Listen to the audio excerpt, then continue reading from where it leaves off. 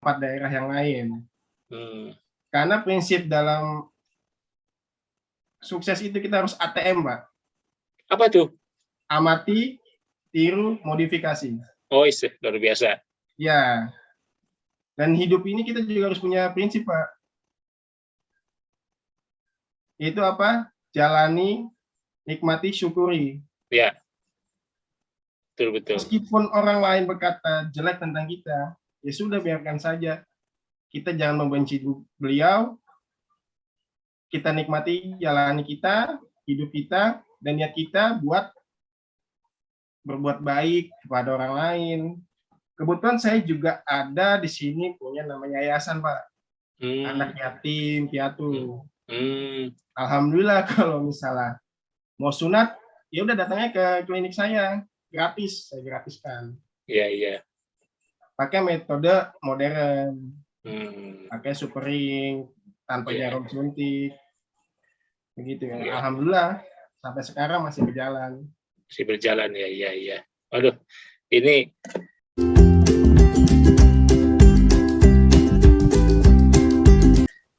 terharu nih sebetulnya kalau fenomena sekarang ini yang pernah saya dengar, mungkin pernah saya baca, banyak lulusan teman-teman perawat ya. Kalau suruh berbicara praktek di tatanan pelayanan kesehatan, mereka nggak mau. Mereka maunya di belakang meja, ngajar rata-rata. Nah, sebetulnya ini bisa menjadi diajak pada teman-teman yang lulusan-lulusan baru sebetulnya ya dalam grup ini ya. Ya, fenomena ini saya banyak dijumpai teman-teman ketika orang punya misalnya, mohon maaf nih misalnya, punya jenjang pendidikan yang S1, S2 keperawatan. Tetapi dalam tatanan pelayanan di praktek di lapangan, mereka udah nggak mau. Betul. Mereka sudah nggak mau jaga malam, pasien, ya merawat mandiin pasien dan memandikan segala macam. Ini tuh saya berpikir, lalu siapa nanti yang di rumah sakit? Betul, Pak. Nah, sampean saja sebagai perawat masih bisa melakukan satu terobosan dan membentuk satu yayasan yang memang luar biasa. Ini saya mungkin menyapa dulu teman-teman nih perawat di perawat seluruh Indonesia yang menonton channel hari ini, malam ini. Luar biasa ini. Saya malam ini menampilkan satu sosok yang luar biasa karena memang selama ini saya menampilkan hanya wawancara dan belum pernah, karena saya terinspirasi ingin membuka suatu wacana kepada teman-teman. Apalagi sekarang misalnya teman-teman, wah pengen gaji gede ke luar negeri, pengen gaji gede. Nah, padahal di dalam negeri sendiri kita banyak. Peluangnya banyak, Pak. Peluang banyak. Ini yang penting kita bisa membaca peluang, Pak. Setuju. Saya aja dulu sebelum sunat, Pak, istri saya itu seorang perawat. Dia kerja di salah satu bank. Dan alhamdulillah gajinya itu bisa 5 kali lipat dari gaji saya pada saat itu. Oh. Tahun 2014. Ibarat kata gaji saya itu masih 2,3, 2,5.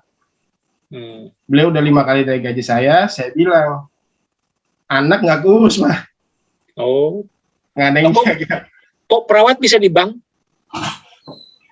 Itu jalannya saya nggak tahu ya, karena kakak ipar saya juga seorang kerja di bank juga.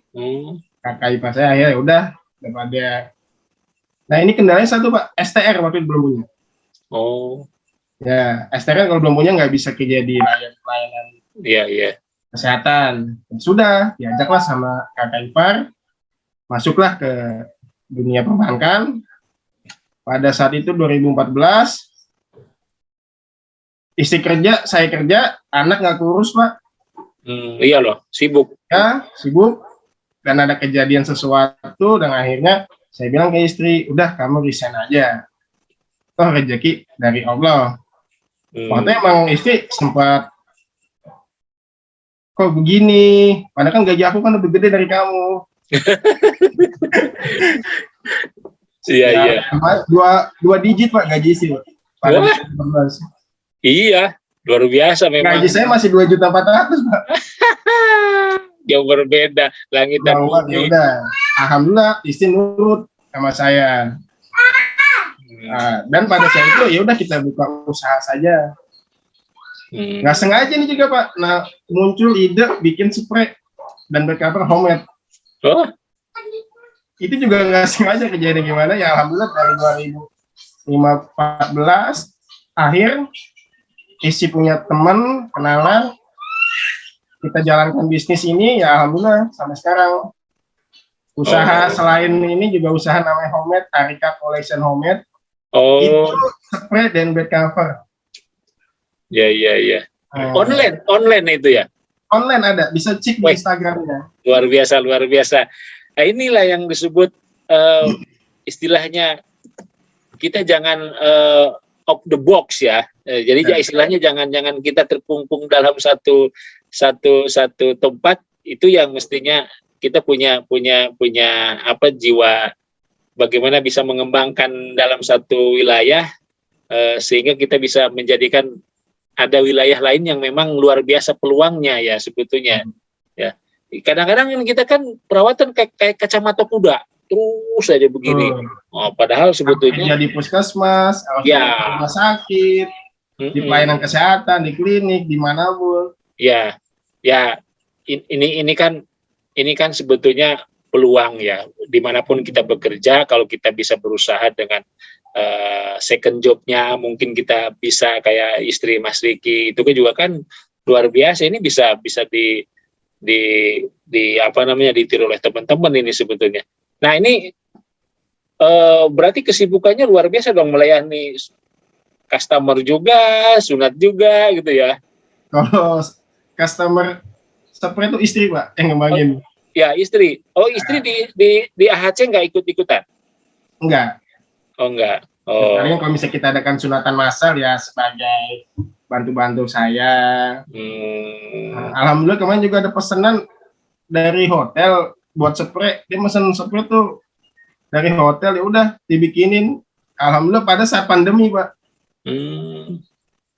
Ya luar biasa saat pandemi alhamdulillah nggak pengaruh sama bisnis istri. Ada juga klinik yang minta dibikinin spray sesuai keinginan. Mas, pinginnya begini, spraynya motifnya begini. Silakan kita buatkan. Gitu. Berarti istri juga harus belajar desainer juga ya tentang motif-motif.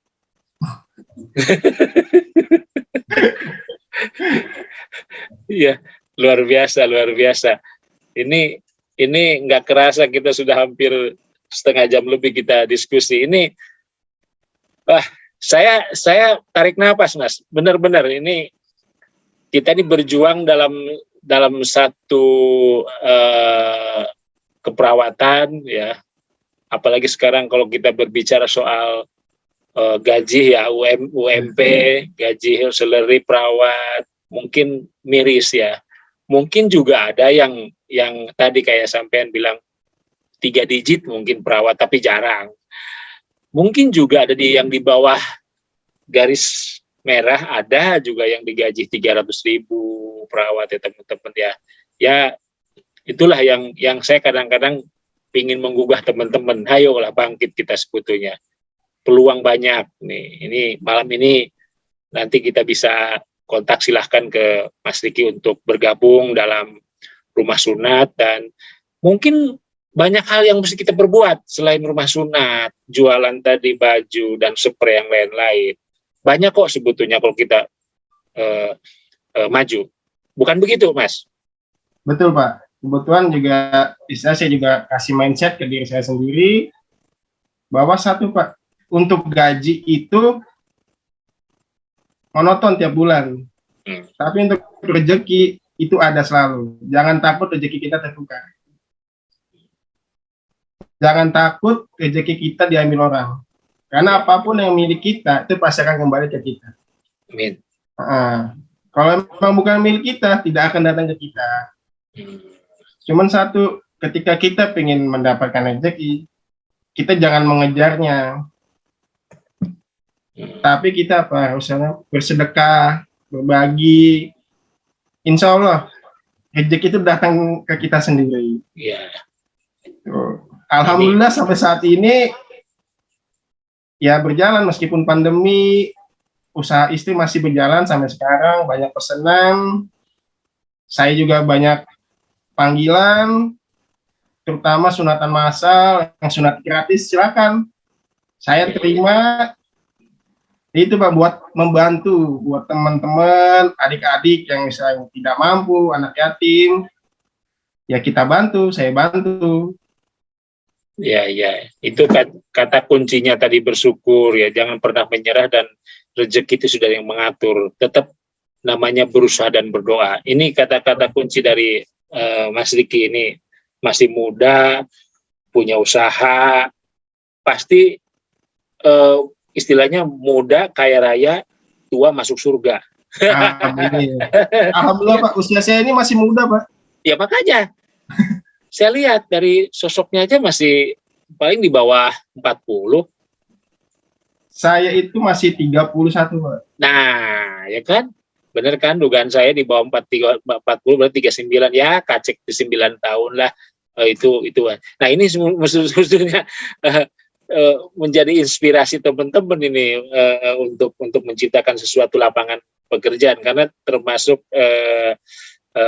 jiwa usahanya luar biasa ya, ini dikembangkan. Ya tadi saya bilang jangan pernah puas dengan pekerjaan, dan tetap harus bersyukur meskipun kita tidak mencapai sesuatu hasil yang dimaksimal, tetapi bersyukur itulah suatu saat kita rezeki akan datang.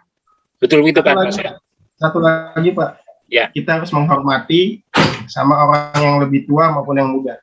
Karena kita dihargai bukan dari pendidikan kita, Pak. Tapi dari cara kita punya adab terhadap orang tua dan orang yang lebih muda. Tuh. Cuma pendidikan tinggi kalau kita nggak punya adab terhadap orang tua. Tuh. Itu penting. Karena itu norma-norma hukum di kita seperti itu. Ya, betul. Dan itu ya lagi-lagi kalau kita berbicara sekarang tuh, ya mungkin etika-etika yang zaman sekarang mungkin sudah banyak yang dilupakan. Iya. Itu memang iya, benar sudah dilupakan. Itu sesuatu hal yang sangat fundamental menurut saya itu. Gitu. Baik, Mas Riki, kita sudah di ujung cerita nih, hampir 40 menit kita ngobrol, dan luar biasa ini. Saya terima kasih waktunya. Sama-sama Pak Gege, terima kasih waktunya senior saya nih. Hormat senior. Ya, mungkin ini mohon maaf, bukan yang pertama kali, yang terakhir. Saya akan mengunjungi nanti dengan tim, mungkin kalau perlu ke Depok untuk meliput kegiatan-kegiatan Mas Riki. Siap. Dengan senang hati Pak. Kita ngobrol bareng Pak. Ya, dalam rangka mengembangkan dan memotivasi. Sebetulnya intinya malam hari ini saya ingin membuka mata teman-teman perawat dimanapun berada. Dan inilah ada satu sosok yang memang harus kita lakukan pembaruan. Dan jangan pernah menyerah, jangan pernah putus asa. Semua kesempatan bekerja itu sama. Ya, seperti itu. Ya, jangan takut bermimpi. Ya, jangan terlalu bermimpi ya. Jangan takut bermimpi, Pak. Ketika saya bermimpi saat itu, saya nggak tahu caranya bagaimana, dan saya nggak tahu harus ngelakuin apa, tapi saya yakin sama Allah. Yang penting kita terus berusaha, terus berdoa, yakin mimpi kita akan terwujud. Makanya satu Pak, jangan lupa berdoa. Kalau bagi Islam yang lupa sholat, ibadah. Dan juga satu lagi, memperluas link. Persahabatan, teman. Itu Pak yang utama. Ya, baik. Sebelum saya tutup, mungkin ada closing statement ya, jadi pesan-pesan, harapan terhadap kita kan di bawah naungan organisasi profesi ya, kalau tidak salah, PPNI. Ya, tentu karena kita bekerja di dalam tatanan rumah sakit juga tentu organisasi kita yang secara aturannya di situ. Apa harapan ke depan ini? Harapan ke depan untuk teman-teman baik di tatanan rumah sakit maupun di tatanan pelayanan yang lain, dan harapan juga terhadap organisasi profesi. Mungkin untuk PPNI, alhamdulillah ya terpilih lagi Dr. Hari Padilla sebagai Ketua PPNI. Selamat sebelumnya. Saran saya atau masukan saya, untuk teman-teman perawat, jangan pernah takut untuk mencari inovasi baru. Dan jangan pernah takut untuk keluar dari zona nyamannya. Karena ketika kita bisa keluar dari zona nyaman, itu ide-ide itu akan keluar dengan sendirinya. Dan sebagai organisasi PNI itu harus bisa menampung semua yang namanya gagasan, yang namanya ide dari perawat-perawat muda, Pak. Terus kalau ketika perawat ingin berkembang, jangan pernah teman-teman menjatuhkan. Keseringan di kita perawat, ada teman yang berkembang dijatuhkan atau dijelek-jelekan. Itu yang saya sering dapatkan di lapangan. Makanya perawat itu harus bersatu. Bersatu dalam artian gini, kita punya ide untuk kemajuan perawat, untuk pemegang penguasaan harus menampung ide tersebut. Karena saran saya, PPN itu harus dari yang muda, Pak.